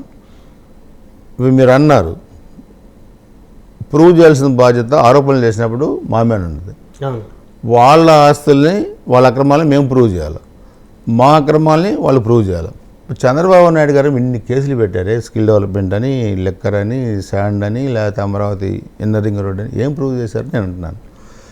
నా మేము కూడా ఎరపతిని కానీ జైల్లో పెట్టాలా, ఎరపతిని అజ్జాలు ఇజ్జాలు అనుకున్నారు చాలామంది. మీరు చేయగలిగారా అని అంటున్నా. ఇంత పెద్ద ఫ్యాక్షన్ ముఖ్యమంత్రి కదా, మరి చేయాలి కదా. నువ్వు కూడా నువ్వు పీకాలి కదా నన్ను, బిగ్గేది ఏదో. ఇంకా 4.5 ఏళ్ళు, 2 సంవత్సరం, ఒక నెల 45 రోజులు మనకి నోటిఫికేషన్ వస్తూ ఉంది. నువ్వు పీకేది ఇప్పటికీ పీకాల. నువ్వు పీకలేదంటే నా మీద నీకు ఆధారాలు ఏం లేవు. ఆధారాలు లేకపోతే నువ్వు పీకేది ఉంది. అంతగా నువ్వు పీక్కోలేవు. ఓడిపోయిన తర్వాత నీకు అన్ని లక్షల కోట్లు, 10 లక్షల కోట్లు అప్పులు చేసుకొచ్చి ఈరోజు ఆ అప్పులు ఏం చేసావో తెలియని పరిస్థితుల్లో, ఇందాక మేము చెప్పినట్టు లిక్కర్, శాండ్, మైన్, నీకు చాలా ఇతను 3 జన్మలు ఎత్తిన సరిదిద్దుకోలేని తప్పులు చేశాడు. ఆ తప్పుల్లో ఇతను కొరిగిపోతాడు. ఎన్నికల తర్వాత వైసీపీ పార్టీ అనేది ఉండదు, ఇది ఇంకో పార్టీలో మెర్జ్ అయిపోద్ది. ఇతనికి ఏ పార్టీలోకి? కాంగ్రెస్లోకి ఏమన్నా మెర్జ్ కానీ. ఇప్పుడు మీరు చూడండి, ఈ నెలలో ఎలాంటి పరిణామాలు చోటు చేసుకుంటాయో ఆంధ్రప్రదేశ్ రాజకీయాల్లో మీరు చూడబోతున్నారు. ఇది ఎవరు ఊహించిన పరిణామాలు. ఈ పార్టీ, వైసీపీ పార్టీ ఎంత పతనావస్థకు చేరుకుంటుందో మీరు త్వరలో చూడబోతున్నారు. అందుకనే మీరు అన్నట్టుగా నా మీద మైనింగ్ ఆరోపణలు చేసినా, లేకపోతే నేను ఫ్యాక్షన్ చేసినా అన్నా నువ్వు ప్రూవ్ చేయి. సార్, మీకు రాజధాని ప్రాంతంలో సుమారు 800 ఎకరాలు ఉన్నాయి. నేను చెప్పింది అదే కదా. 800 ఎకరాలు ఉన్నాయో ఎతికారంటున్నా. 1 సెంటు రాజధాని ప్రాంతంలో మీరు కొనుక్కోలేదా? నేను కొనుక్కోలే. ఎందుకంటే మీరు అధికార పార్టీ ఎమ్మెల్యే. సో రాజధాని ప్రాంతంలో కొనుక్కుంటే మీకు భూముల రేట్లు కొనుక్కోవడానికి నా దగ్గర డబ్బులు ఉండాలి కదా కొనుక్కోవడానికి. నేను ఏమంటాను ఇప్పుడు కూడా స్టిల్ టుడే, నేను రాజధాని ప్రాంతంలో కొన్నా, లేదా నేను ఇతర ప్రాంతాల్లో కొన్నా, మీరు చెప్పండి పలానా దగ్గర భూమి ఉందంటే మీకు రాసి చేస్తాను. మీకు ఎక్కడన్నా మీరు సేకరించుకోండి. ఇంకా 3 నెలలు టైం ఉంది మీకు. మీ పేరు మీద ఏం లేవు ఆస్తులు? నా పేరు మీద కాదు, బినామీ పేరు మీద ఉన్నా తీసుకొని అంటున్నా. మరి రేపు ఎలక్షన్కి ఎలా చేస్తారు సార్ డబ్బులు? ఎందుకు నాకెందుకు డబ్బులు? నేను 7సారి పోటీ ప్రజల్లో ఉన్నాను, నాకెందుకు డబ్బులు? మినిమం ఎన్నికల కమిషన్ ఇచ్చిన దీని ప్రకారం, ఆ నిబంధనల మేర ప్రకారం అది పెద్ద ఎక్స్పెండిచర్ ఏం కాదు. నామినేషన్ కొంత డిపాజిట్ చేయడం, లేదా వెహికల్స్గా వాటికి ఇటుకో చేసుకుంటాం. సో ఓట్లకి డబ్బులు మద్యం పంచే సంస్కృతి ఎరపతినేని శ్రీనివాసరావు ఎప్పుడు ఇవ్వలే. నేను ఈరోజు నేను ఎమ్మెల్యేగా లేకపోయినా ప్రజలు నన్ను గౌరవిస్తారు. నేను ఎమ్మెల్యేకి ఉన్నప్పటికీ ఎమ్మెల్యేగా లేనప్పటికీ తేడా ఒక పోలీస్ జీబు తప్పితే నాకేమీ తేడా ఏం లేదు. సో ప్రజలు నాతో అంతే ఉంటారు, నేను ప్రజలతో అంతే ఉంటాను. 2019 ఎన్నికల తర్వాత మీరు ఓటమి చెందిన తర్వాత సుమారు ఎన్నిసార్లు వెళ్ళి ఉంటారు సార్ మీ నియోజకవర్గానికి? నెలంది ఎప్పుడు అసలు? నేను నెలకి 20 రోజులు నియోజకవర్గంలోనే ఉంటాను. ఆ కరోనా టైంలో ఎక్కువగా కూడా మనం ఎవరు కూడా కరోనా టైంలో నెలకి 1 వారం 10 రోజులు అట్లా తిరిగాం. ఎప్పుడు కూడా నేను ఇప్పుడు అధికారంలో లేకపోయినా నెలకి మినిమం 20 డేస్ నేను ఎప్పుడు కూడా నియోజకవర్గంలోనే ఉంటాను, కార్యకర్తలతోనే ఉంటాను, ప్రజలతోనే ఉంటాను. మీరు ఎమ్మెల్యేగా ఉన్నప్పుడే ఎక్కడ ఉండేవాళ్ళు? పిడిగురాళ్ళ, గుంటూరు, నాకు అన్ని మండలాల ఆఫీసులు ఉన్నాయి. గురిజాల్లో ఎప్పుడు ఉన్నారు సార్? ఉన్నాం కదా, గురిజాల నాకు ఆఫీస్ ఉంది. పిడిగురాల్లో నేను నైట్ హాల్ట్ చేసేంత పిడిగురాల్లోనే అన్ని మండలాల్లో ఆఫీసులు ఉన్నాయి. సో అధికారం ఉంటే ప్రజలతో ఉండటం, అధికారం లేకపోతే ప్రజల దగ్గరికి వెళ్ళకపోవటం అనేది నాకు తెలియదు. సో నేను అధికారం ఉన్నా అధికారం లేకపోయినా ప్రజలతో ఉంటారు, ప్రజలు కూడా నాతో అలానే ఉంటారు, కార్యకర్తలతో కూడా నేను అలానే ఉంటాను. కార్యకర్తకి ఏ ఇబ్బంది వచ్చినా అర్ధరాత్రి ఫోన్ చేసిన ఎత్తుతాను, పోలీసుతో మాట్లాడతాను, అధికారులతో మాట్లాడతాను, వాళ్ళ సమస్యలు పరిష్కారం చేస్తాను. అందుకని ప్రజలతో కూడా ప్రజలు నాతోనే ఎలా ఉంటారు, నేను వాళ్ళతో అలా ఉంటాను. కార్యకర్త నాతోనే ఎలా ఉంటాడో నేను వాళ్ళతో అలా ఉంటాను. సో నాకు ఆ కనెక్టివిటీ అనేది 30 years నుంచి పోలా నియోజకవర్గంతో. సో అందుకనే రేపు ఎన్నికలు కూడా మీరు చూస్తే వైసీపీ పార్టీకి ఓటు వేసిన వాళ్ళు కూడా, లేకపోతే గతంలో 2019 ఎన్నికల్లో ఎరపతినేని శ్రీనివాసరావుకి వ్యతిరేకంగా ఓటు వేసిన వాళ్ళు కూడా ఎందుకు మేము ఓటేసాం, రీజన్ ఏంటి అంటే గోబెల్ ప్రచారాలను నమ్మామా, లేకపోతే చంద్రబాబు గారిని మొన్న ప్రభుత్వాన్ని ఓడించే దాంట్లో జగన్ చెప్పిన మోసపూరితమైన మాటలు అక్కడెట్ట నమ్మామా, గురిజాల వాళ్ళని నమ్మామా, మనం అనవసరంగా మోసపోయాం మనతో ఉండే ఒక వ్యక్తిని ఈరోజు చాలామంది రియలైజ్ అయ్యారు. దాంట్లో వైసీపీ వాళ్ళు కూడా నాకు చాలామంది టచ్లోకి వచ్చారు, ఇంకా వస్తారు. ఏకపక్షంగా రేపు తెలుగుదేశం పార్టీకి గుజరాల్ నియోజకవర్గంలో ఎన్నికలు ఉంటాయి. సరే, గుంటూరు జిల్లాలో, ఉమ్మడి గుంటూరు జిల్లాలో దాదాపుగా సీనియర్ మోస్ట్ నాయకులు మీరే, చంద్రబాబు గారికి అత్యంత సన్నిహితంగా ఉన్నటువంటి నాయకులు. అయితే ఇప్పుడు టీడీపీ జనసేన అలయన్స్ కుదిరింది కదా, ఇద్దరు కలిసి పొత్తులో పోటీ చేస్తున్నారు. అయితే ఇప్పుడు ఉమ్మడి గుంటూరు జిల్లాలో ఆధిపత్యం ఎరపతినేని శ్రీనివాసరావు గారిది అవుతుందా, లేకపోతే జనసేన పార్టీ నుంచి ఉన్న నాదెళ్ల మనోహర్ గారిది అవుతుందా? నేను ఇక్కడ ఆధిపత్యం అనేది లేదు. ఇక్కడ ఎవరిది పై చేయి అవుతుంది? పై చెయ్యి అనేది ఇక్కడ కాదు. ఇక్కడ నేను చెప్పేది ఏదంటే ఇద్దరు నాయకులు చంద్రబాబు నాయుడు గారు, పవన్ కళ్యాణ్ గారు ఉమ్మడి మేనిఫెస్టోతోని వెళ్తున్నారు. ఇక్కడ రాబోయే ఎన్నికల్లో పవన్ కళ్యాణ్ గారు కూడా ఏం చెప్పారు, మనకి సీట్లు ఎన్ని తీసుకోవాలా అనేది మేమిద్దరం మాట్లాడుకుంటాం, కానీ తెలుగుదేశం పార్టీతోని కలిసి పనిచేయడానికి ఇష్టమైన వాళ్ళు మాత్రమే నాతోనే ఉండండి చెప్పారు కదా.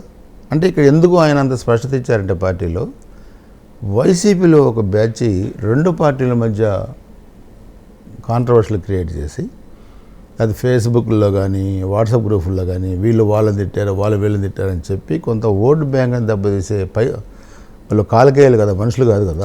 ప్రయత్నాలు, కుట్రలు ఈ కుట్రలు కాలకేయాలు చేసేదానికి మేము రెండు పార్టీల నుంచి కూడా అలర్ట్గా ఉన్నాం, జాగ్రత్తగా ఉన్నాం. సార్, అక్కడ పవన్ కళ్యాణ్ గారు చెప్పారు కదా, సో అలర్ట్గా ఉండండి, తెలుగుదేశంతో కలిసి పనిచేయడానికి ఇష్టమైన వాళ్ళు మాత్రమే ఉండండి, లేకపోతే వెళ్ళండి అని. కానీ ఈ మాట మరి చంద్రబాబు గారు, లోకేష్ గారు ఎందుకు చెప్పారు కదా, ఇప్పుడే చెప్పారు. చంద్రబాబు నాయుడు గారు మీడియాలో చెప్పారు, లోకేష్ గారు మీడియాలో చెప్పారు, మా పార్టీ మీటింగ్లో చెప్పారు, మాకు వ్యక్తిగతంగా చెప్పారు. నేను గురిజాల నియోజకవర్గంలో జనసేన పార్టీ, తెలుగుదేశం పార్టీ ఉమ్మడి మీటింగ్లో కూడా నేను చెప్పాను.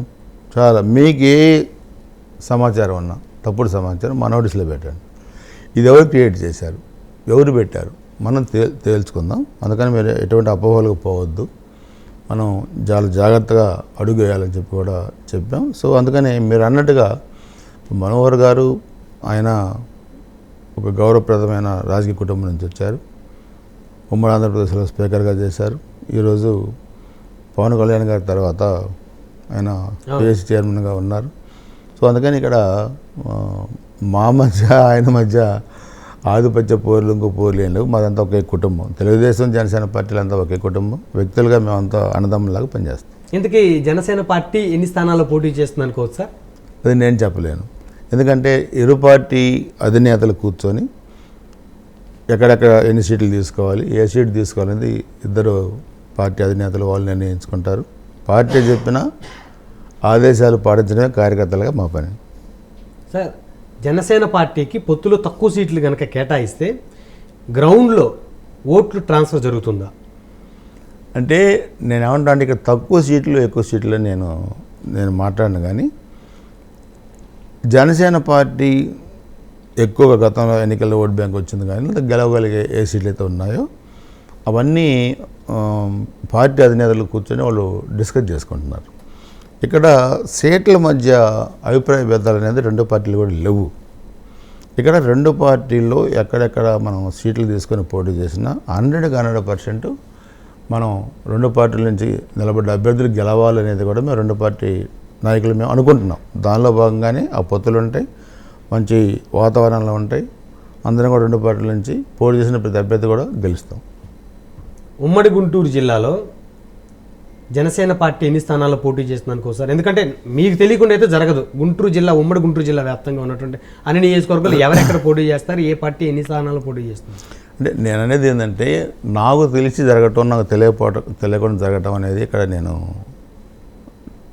ఆ ఉద్దేశం అది. ఇక్కడ అంటే ఎన్ని సీట్లు వాళ్ళు నిర్ణయించుకుంటారు, అంటే ఏ జిల్లాల్లో ఏ సీట్లు నిర్ణయిస్తారు రెండు పార్టీల నుంచి, అది నేను ఇందాక చెప్పినట్టుగా అధినేతల నిర్ణయాన్ని బట్టి ఉంటుంది. మరి గుంటూరు జిల్లాలో కూడా ఎక్కడెక్కడ సీట్లు అడుగుతారు, అది వాళ్ళు ఇద్దరు నాయకులు కూర్చొని వాళ్ళు మాట్లాడుకునే అంశం ఇది. దీంట్లో ఇప్పుడు ఎన్ని సీట్లు ఇస్తారు, ఎక్కడ ఇస్తారనేది నేనంటే చెప్పగలుగుతాను. మీ పరిధిలోది కాదు ఇది, నా పరిధిలోది కాదు, ఎవరు పరిధిలోది కాదు. జనసేన పార్టీ పరిధిలోది కాదు, తెలుగుదేశం పార్టీ పరిధిలోది కాదు, ఇద్దరు నాయకుల పరిధిలోది మాత్రమే ఏ పార్టీకి ఎన్ని సీట్లు తీసుకోవాలా, ఎక్కడెక్కడ సీట్లు తీసుకోవాలనేది ఆ ఇద్దరు నేతలు మాత్రమే నిర్ణయిస్తారు. ముఖ్యమంత్రి ఎవరు సార్ కూటమి అధికారంలోకి వస్తే? అది వాళ్ళు నిర్ణయించుకోవాలా. ఎవరు? పవన్ కళ్యాణ్ గారు, చంద్రబాబు నాయుడు గారు ఎన్ని సీట్లు వచ్చిన తర్వాత ఎవరు ముఖ్యమంత్రి, ఎవరు బాధ్యతలు ఏంటి, ఇవన్నీ కూడా అధినేతలు ఇద్దరు నిర్ణయం తీసుకోవాల్సిన నిర్ణయం.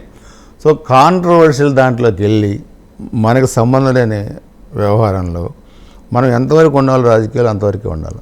పరిధులు దాటి ఎప్పుడు మాట్లాడకూడదు, పరిధులు దాటి ఎప్పుడు నిర్ణయాలు చేయకూడదు. సో పార్టీ మాకు అప్పగించిన బాధ్యతలు మేము చేయటం వరకే మా విధి విధానాలు. సో గురజాల నియోజకవర్గంలో జనసేన పార్టీ క్యాడర్ మొత్తం ఇప్పుడు మీ వెంట నడవడానికి సిద్ధంగా ఉందా? 100%. నేనైతే ఇప్పటికే 3 మీటింగులు పెట్టాను. 14వ తారీఖు కూడా, జనవరి 14 భోగి రోజు కూడా ఒక ఈవెంట్ ఒకటి పెట్టి ఎవరైతే గురజాల నియోజకవర్గంలో పుట్టి పెరిగి వైసీపీ, జనసేన, టీడీపీ కార్యకర్తలను, జనసేన, టీడీపీ ఏ పార్టీకి చెందిన వాళ్ళు కూడా, వైసీపీలో కూడా రావచ్చు సార్? వైసీపీలో కూడా రావచ్చు, ఇబ్బంది లేదు. సో గురజాల వాళ్ళు అయితే రావచ్చు స్థానికులు, పార్టీ రహితంగా. ఓకే, వాళ్ళు కూడా పెట్టుకున్నారు, వాళ్ళు వైసీపీ అభిమానులు, జగన్ అభిమానులు అని పెట్టుకున్నారు. అక్కడ వేరే వాళ్ళు పోవడానికి లేదు.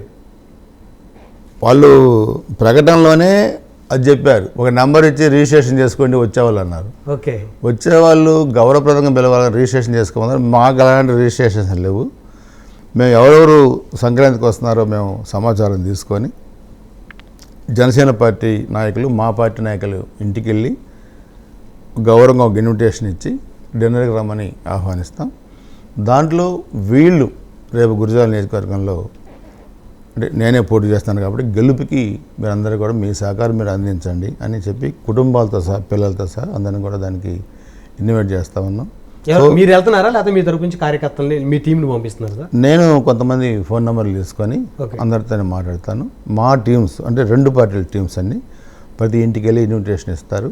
సో దాన్ని కూడా మేము చేస్తున్నాం. ఈరోజు తెలుగుదేశం పార్టీ, జనసేన పార్టీ ఇప్పటికే 3-4 దఫాలుగా కంబైన్డ్ మీటింగ్స్ కూడా పెట్టాం. ఇక్కడ మా పార్టీలో ఉన్న చిన్న చిన్న విభేదాలు కానీ, లేదా జనసేన పార్టీలో ఉన్న చిన్న చిన్న విభేదాలు కానీ అవన్నీ కూడా పరిష్కారం చేసే దిశలో నేను ఆల్రెడీ మాట్లాడాను. ఇంకేమైనా 1-2 ఉంటే అవి కూడా సరిదిద్దుకొని, రెండు పార్టీల్లో విభేదాలు ఉండకూడదు, రెండు పార్టీల మధ్య విభేదాలు ఉండకూడదు. సో ఒక మంచి వాతావరణం ఇప్పటికే రెండు పార్టీల మధ్య వచ్చింది, నాయకుల మధ్య కూడా వచ్చింది. ఎలాంటి చిన్న చిన్న అవాంతరాలు కూడా తావు లేకుండా వచ్చే ఎన్నికల్లో రెండు పార్టీ నాయకులు కూడా కలిసి పనిచేస్తారు. సార్, ఇప్పటి వరకు మనం మాట్లాడుకున్న దాంట్లో మీరు ప్రధానంగా ఏదైతే టీడీపీ, జనసేన అధినేతల పరిధిలో ఉన్నటువంటి అంశాలు మీరు టచ్ చేయలేదు. అది వాళ్ళు మాత్రమే నిర్ణయించుకుంటారు. నా పరిధి వరకు నేను రాజకీయం చేసుకుంటాను. ఇప్పుడు మీ నియోజకవర్గం, గురజాల నియోజకవర్గంలో రేపు 2024 ఎన్నికల్లో మీరు గెలిచిన తర్వాత, టీడీపీ జనసేన కూటమి అధికారంలోకి వచ్చిన తర్వాత గురజాల నియోజకవర్గంలో ఉన్నటువంటి జనసేన పార్టీ నాయకులకి వాళ్ళని ఏ విధంగా ఉన్నటువంటి నామినేటెడ్ పోస్టుల్లో మీరు వాళ్ళని ఏ విధంగా వాళ్ళకి అవకాశాలు కల్పిస్తారు? 2 సంవత్సరాల క్రితం జరిగిన దాచపల్లి, గురజాల మున్సిపల్ ఎన్నికల్లో దాచపల్లి నుంచి 3 కౌన్సిలర్ సీట్లు, గురజాల నుంచి 3 కౌన్సిలర్ సీట్లు జనసేన పార్టీకి ఇచ్చి, Janasena party, Telugu Desam party 2 years బ్యాకే మేము కలిసి పనిచేసాం. మీ దగ్గర నుంచి అనుకుంటా మైత్రి స్టార్ట్ అయింది మీ నియోజకవర్గం. అందుకని రేపు కూడా నేను ఫస్ట్ మీటింగు, కంబైన్డ్ మీటింగ్లో నేను 2 months బ్యాక్ జనసేన జిల్లా నాయకులు కూడా వచ్చినప్పుడు వాళ్ళ సమక్షంలోనే అందరికీ చెప్పి కంబైన్డ్ మీటింగ్లు తెలుగుదేశం జనసేన మీటింగ్లో దాదాపు 2000 మంది వచ్చారు. నేను చెప్పా, నేను ఇప్పుడు దాకా తెలుగుదేశం పార్టీ నాయకుడిని, ఇప్పటి నుంచి నేను 2 పార్టీలకు నాయకుడిని, ఒక పార్టీ నాయకుడిని కాదు. 2 సంవత్సరాల క్రితమే మనం ఉమ్మడిగా కలిసి పనిచేసాం. రేపు స్థానిక సంస్థల ఎన్నికల్లో కానీ, లేకపోతే రాజకీయ ప్రాధాన్యతమైన పోస్టులలో కానీ, లేకపోతే ఆర్థికపరమైన అంశాల్లో కానీ తెలుగుదేశం పార్టీ జనసేన పార్టీ ఈక్వల్గా ఉంటుంది. మీ ప్రాధాన్యత క్రమం, మీరు కష్టపడి పనిచేసే విధానం, ఇవన్నీ కూడా మనం నిర్ణయించుకొని కలిసి మనం మళ్ళీ స్థానిక సంస్థల ఎన్నికల్లో పోటీ చేద్దాం. స్థానిక సంస్థల ఎన్నికల్లో కలిసి భాగస్వామ్యం చేద్దాం. మీ పిల్లల చదువులు కానీ, పిల్లల జాబులు కానీ, ఆర్థికపరమైన విషయాలు కానీ తప్పకుండా నేను మీతో ఉంటానని కూడా నేను చాలా క్లారిటీగా కూడా చెప్పాను. వాళ్ళకు కూడా కాన్ఫిడెన్స్ వచ్చింది నియోజకవర్గంలో. అంటే లీడర్షిప్, ఒక మంచి లీడర్షిప్ దొరికినప్పుడు మేము కూడా కలిసి పనిచేయడానికి కష్టపడతాం. మాకు శ్రీనివాసరావు గారు ఒక మాట అంటే ఆయన మాట మీద నిలబడతారు. మాకు ఆ నమ్మకం ఉందని చెప్పి కూడా జనసేన నాయకులు నాతో చెప్పారు. వాళ్ళు కూడా అదే అభిప్రాయంతో ఉన్నారు. సో మీరు గెలిచిన తర్వాత స్థానిక సంస్థల ఎన్నికల్లో జనసేన పార్టీకి కూడా అన్నీ పవర్ షేర్ ఇస్తారు నియోజకవర్గంలో 100%. మేము అపోజిషన్లో ఉన్నప్పుడే ఇచ్చిన తర్వాత రేపు వచ్చిన తర్వాత కూడా మేము తప్పకుండా ఇస్తాం కదా. వాళ్ళకు కూడా ప్రాధాన్యత క్రమాల్లో వాళ్ళ గౌరవం కూడా నిలబెట్టే విధంగా అని కూడా చర్చించుకొని వాళ్ళకు కూడా ప్రాధాన్యత పరంగా అన్ని పోస్టులు కూడా వాళ్ళు కూడా ఇస్తాం. సరే, ఇప్పుడు షర్మిల గారు కాంగ్రెస్ పార్టీ తీర్థం పుచ్చుకున్నారు. ఏపీ పిసిసి పగ్గాలు ఆవిడకి అప్పచెప్తారు అనేటువంటి ఒక సమాచారం కూడా ఉంది. సాక్షాత్తు తెలంగాణ ముఖ్యమంత్రి రేవంత్ రెడ్డి గారే మాట్లాడినటువంటి మాటలు. అయితే ఇప్పుడు షర్మిల గారిని కాంగ్రెస్ పార్టీలో జాయిన్ చేయడం వెనుక చంద్రబాబు నాయుడు గారు కుట్ర పన్నారంటూ సజ్జల రామకృష్ణారెడ్డి గారు లేటెస్ట్గా ఆరోపణలు చేశారు. అంటే కుటుంబాలను విడదీసేటువంటి కుట్ర చంద్రబాబు గారు చేస్తా ఉన్నారా? చిన్నప్పటి నుంచి ఎత్తుకొని పెంచిన బాబాయిని అడ్డగోలుగా నరికింది ఎవరు? గొడ్డల పోటుని గుండెపోటు అని చెప్పింది ఎవరు? మేమా? అడ్డగోలుగా చంపి నారాసుర రక్త చరిత్ర అని చెత్త పేపర్లో సాక్షిలో రాసిందెవరు? ఆరోపణ చేసిందెవరు? కోడికత్తి కేసు డ్రామా ఆడిందెవరు? నేను ఏమంటానంటే ఒళ్ళంతా బురద రాసుకొని ఆ బురదను ఎదుటి వాళ్ళకి అంటించాలంటే కుదరదు రాజకీయాల్లో. ఇప్పుడు షర్మిల గారు, జగన్మోహన్ రెడ్డి గారు, జగన్ జైల్లో ఉన్నప్పుడు ఎవరు తిరిగారు? జగన్ తరపున షర్మిల గారు తిరిగారు. నేను జగన్ అన్న వదిలిన బాణాన్నని 1000 కిలోమీటర్లు పాదయాత్ర చేశారు, మీటింగులు పెట్టారు. అటువంటి సందర్భాల్లో అంటే అధికారంలోకి వచ్చిన తర్వాత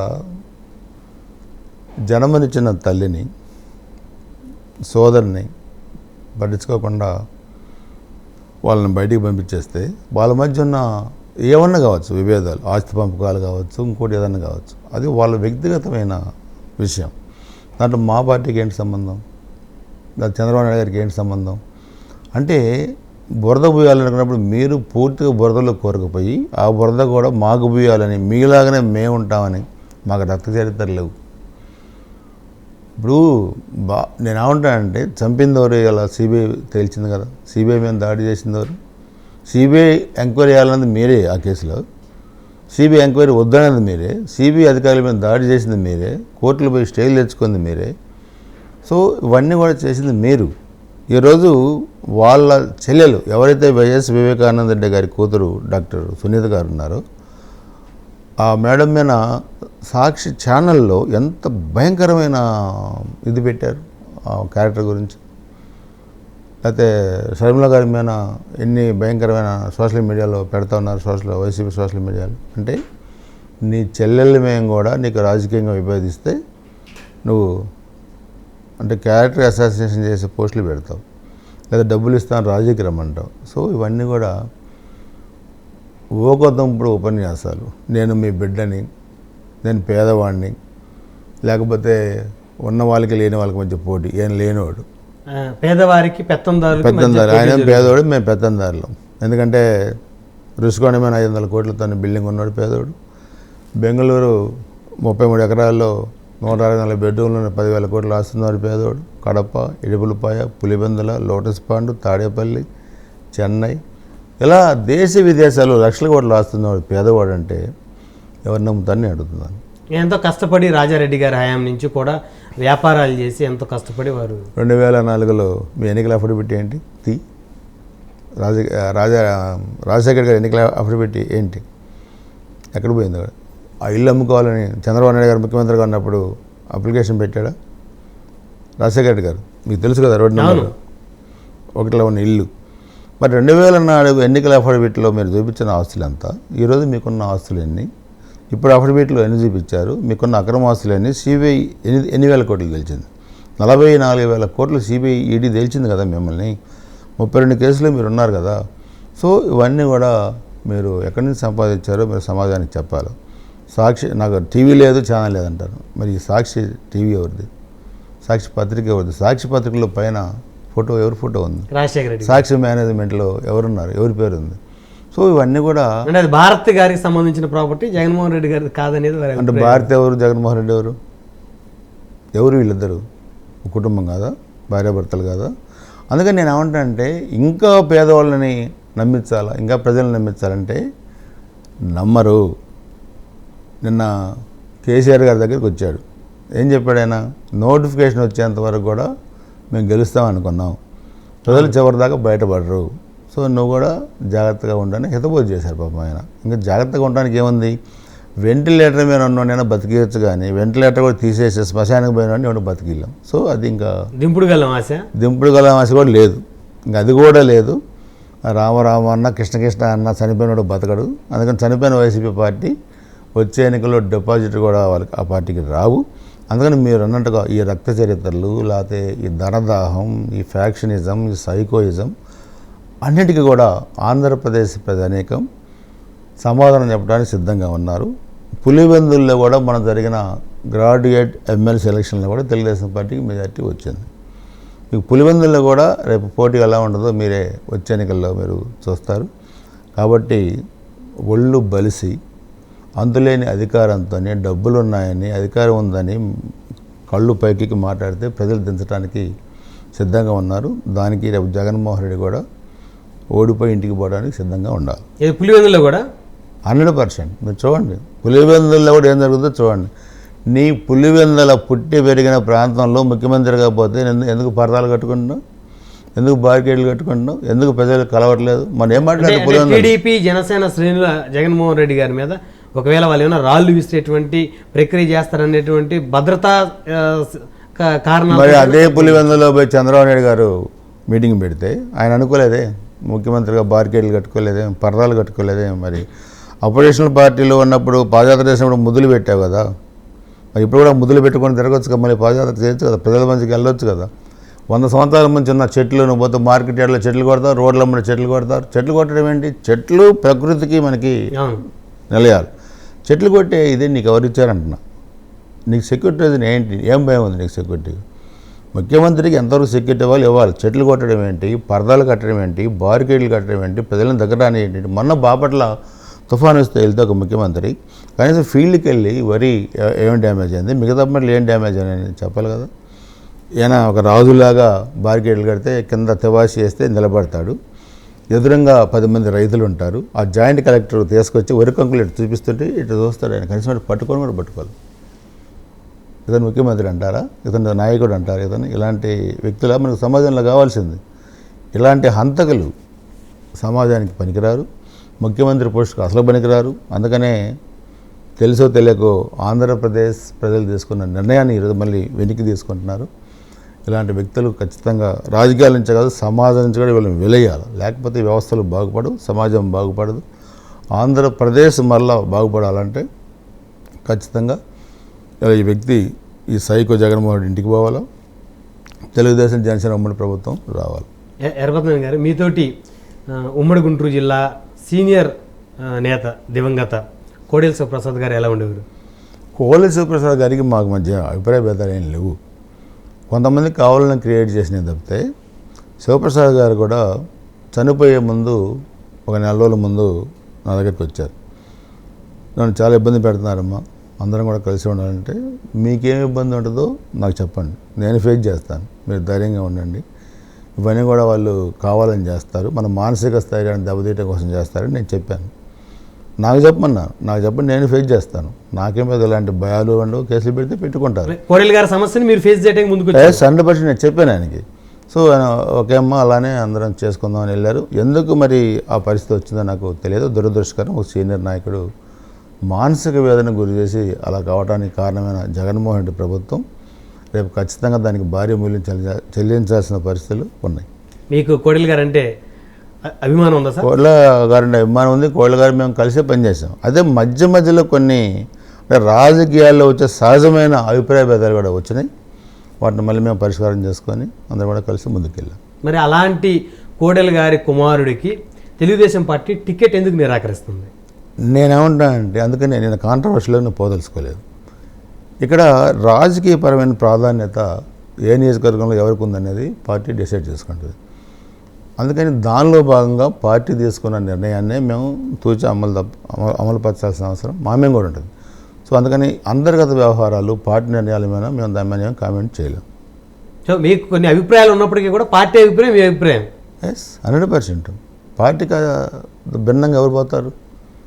పార్టీకి భిన్నంగా పోయిన తర్వాత పార్టీలో ఎమ్మెల్యే లేని పరిస్థితి ఎవరికైనా వస్తాయి. ఇప్పుడు మీరు చూసే వైసీపీలు ఏమైంది?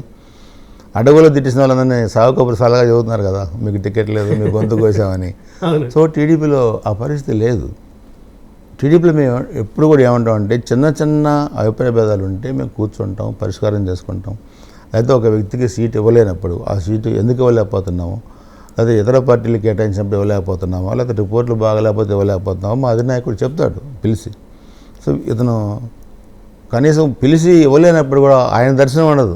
బయట సజ్జల గారు వీళ్ళు సలహాదారులు, సీఎంలో పనిచేసిన ఐఏఎస్ అధికారులు వాళ్ళ రాజకీయాలు చూడటం ఏంటో నేను ఫస్ట్ టైం చూస్తున్నాను 30 ఏళ్ళ రాజకీయాలు. వాళ్ళ విధి విధానాలు ఏంటి?